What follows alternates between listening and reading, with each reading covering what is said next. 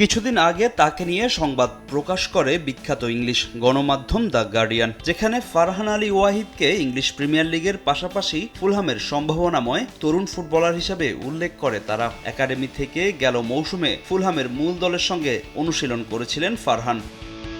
এবারের প্রাক মৌসুমে ক্লাবটির সিনিয়র দলেও অভিষেক হয় বাংলাদেশি বংশোদ্ভূত এই ফুটবলারের। নরউইচ সিটির বিপক্ষে ফুলহামের মূল দলের জার্সি গায়ে জড়ান ১৯ বছর বয়সী এই ফুটবলার। এছাড়া সাবেক রিয়াল মাদ্রিদ কোচ আরবেলোয়ার অধীনে আরও দুটি ম্যাচ খেলেন ফারহান। তাতেই লাল সবুজের ফুটবল সমর্থকরা ফারহানকে নিয়ে স্বপ্ন দেখা শুরু করেন। অনেকেই ভাবতে থাকেন হামজা চৌধুরীর পর দ্বিতীয় বাংলাদেশি হিসাবে ইংলিশ প্রিমিয়ার লিগ খেলবেন এই ফরওয়ার্ড।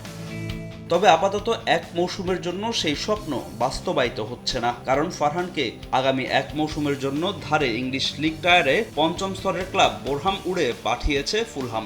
আমরা ওয়াইফাই ছাড়াই ধূপধাপ আপলোড করি, কারণ আমাদের কাছে বেশি জিবি আছে। বেশি জিবি জিতবেন মাই জিপি অ্যাপে।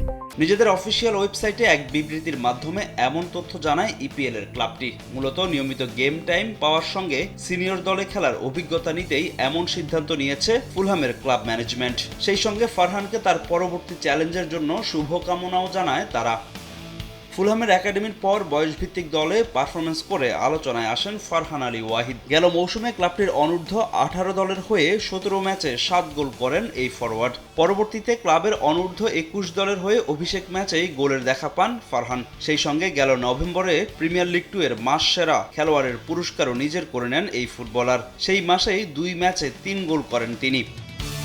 ইংলিশ ন্যাশনাল লিগের ট্যামওয়ার্থের বিপক্ষে বোরহাম উডের হয়ে প্রথম ম্যাচ খেলতে নামবেন ফারহান আলী ওয়াহিদ। সেই সঙ্গে তার শুরু হবে নতুন যাত্রা। ফাহিম ইসলাম, সময় সংবাদ।